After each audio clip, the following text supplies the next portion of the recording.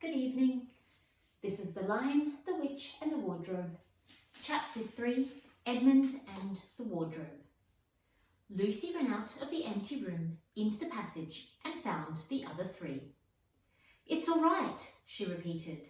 "I've come back." "What on earth are you talking about, Lucy?" asked Susan.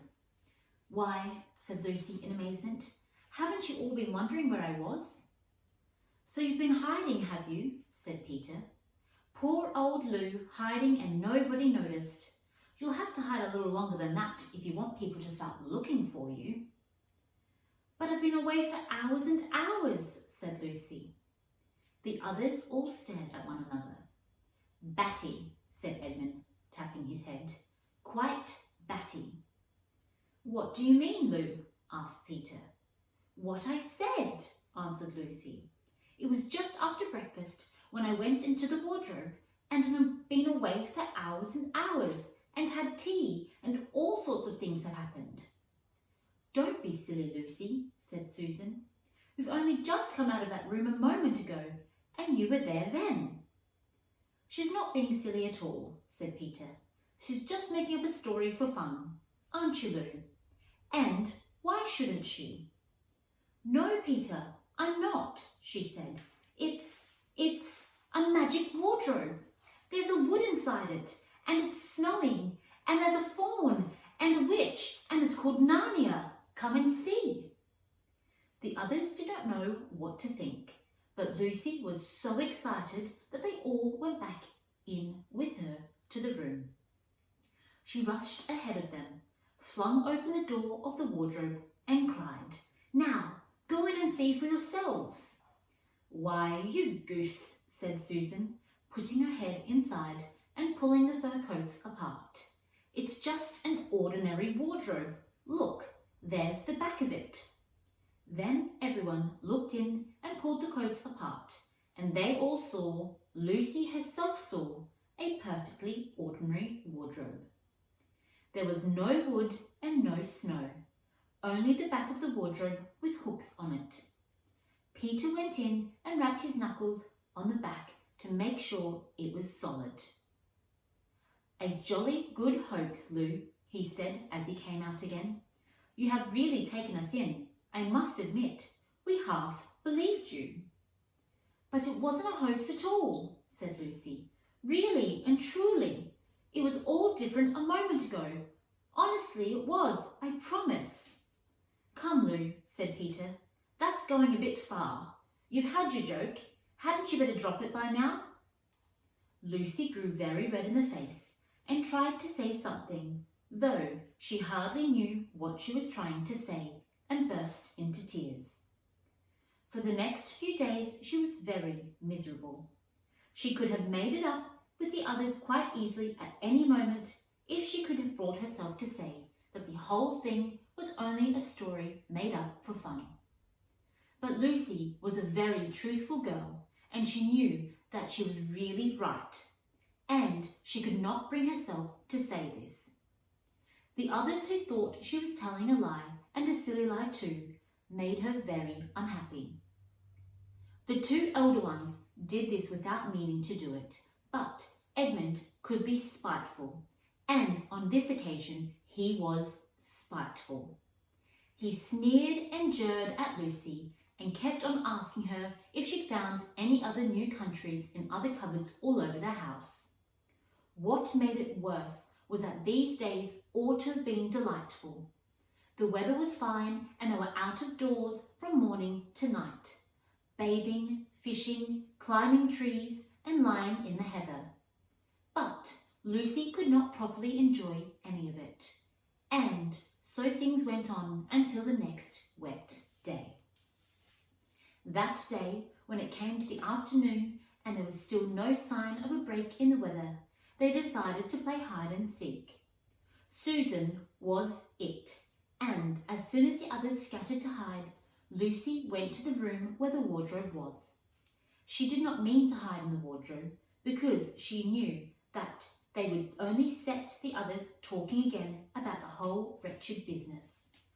But she did want to have one more look inside, for by this time she was beginning to wonder herself whether Narnia and the Faun had not been a dream. The house was so large and complicated and full of hiding places that she thought she would have time to look once more in the cupboard and then hide somewhere else. But as soon as she reached it, she heard steps in the passageway outside, and then there was nothing for it but to jump into the wardrobe and hold onto the door and close it behind her. She did not shut it properly because she knew that it was very silly to shut oneself into a wardrobe, even if it was not a magic one. Now the steps she heard were those of Edmund, and he came into the room just in time to see Lucy vanishing into the wardrobe. He at once decided to get into it himself, not because he thought it a particularly good place to hide, but because he wanted to go on teasing her about her imaginary country. He opened the door. There were coats hanging up as usual, and the smell of mothballs, and the darkness and silence, and no sign of Lucy. "She thinks I'm Susan to come catch her," said Edmund to himself, "and so she's keeping very quiet in the back." He jumped in and shut the door, forgetting what a very foolish thing it is to do. Then he began feeling about Lucy in the dark. He had expected to find her in a few seconds and was very surprised he did not. He decided to open the door again and let in some light, but he could not find the door either. He didn't like this at all and began groping wildly in every direction. He even shouted out, "Lucy! Lou! Where are you? I know you're in here." There was no answer, and Edmund noticed that his own voice had a curious sound.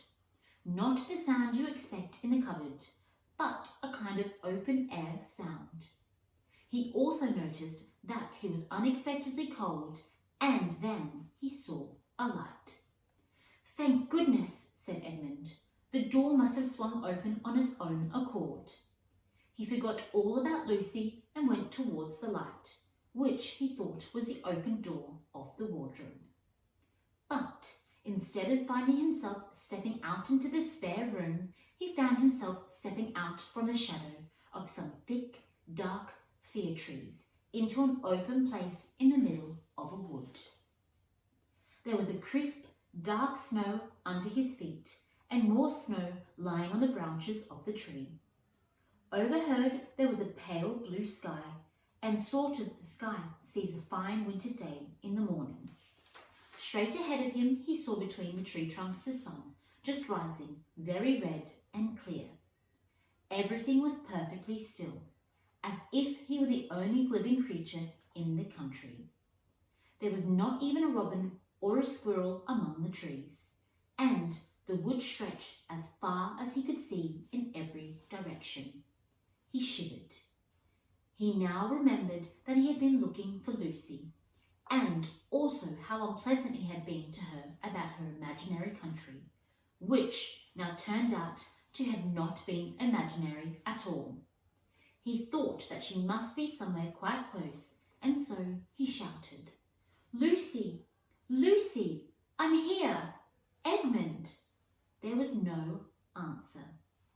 "She's angry about all the things I've been saying lately," thought Edmund. And though he did not like to admit that he had been wrong, he also did not much like being alone in this strange, cold, quiet place. So he shouted again, "I say, Lou, I'm sorry I didn't believe you. I see now you're right all along. Do come out. Make it to Pax." There still was no answer. "Just like a girl," said Edmund to himself, "sulking somewhere and won't accept an apology." He looked around him and decided he did not much like this place, and had almost made up his mind to go home when he heard, very far off in the wood, a sound of bells.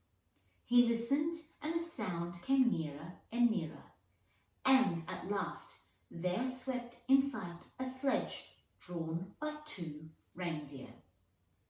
The reindeer were about the size of Shetland ponies, and their hair was so white that even the snow hardly looked white compared with them. Their branching horns were glided and shone like something on fire when the sunrise caught them. Their harness was a scarlet leather, and with their bells. On the sledge, driving the reindeer, sat a fat dwarf who could have been about 3 feet high if he had been standing. He was dressed in a polar bear's fur, and on his head he wore a red hood with a long gold tassel hanging down from its point. His huge beard covered his knees and served him instead of a rug. Behind him, on a much higher seat in the middle of the sledge, sat a very different person. A great lady, taller than any woman that Edmund had ever seen. She was also covered in a white fur up to her throat and held a very long, straight golden wand in her right hand and wore a golden crown on her head. Her face was white, not merely pale, but white like snow or paper or icing sugar, except for her very red mouth. It was a beautiful face in other aspects, but proud and cold and stern. The sledge was a fine sight as it came sweeping towards Edmund, with the bells jingling and the dwarf cracking his whip and the snow flying up on each side of it. "Stop," said the lady, and the dwarf pulled the reindeer up so sharp that they almost sat down. Then they recovered themselves and stood clamping their bits and blowing. In the frosty air, breath coming out of their nostrils looked like smoke. "And what, pray, are you?" said the lady, looking hard at Edmund. My name's Edmund," said Edmund, rather awkwardly. He did not like the way she looked at him. The lady frowned. "Is that how you address a queen?" she asked, looking sterner than ever. "I beg your pardon, Your Majesty. I didn't know," said Edmund. "Not know the Queen of Narnia?" she cried. "Ha! You shall know us better hereafter. But I repeat, what are you?" "Please, Your Majesty," said Edmund, "I don't know what you mean. I'm at school. At least, I was. It's holidays now." The end. Good night.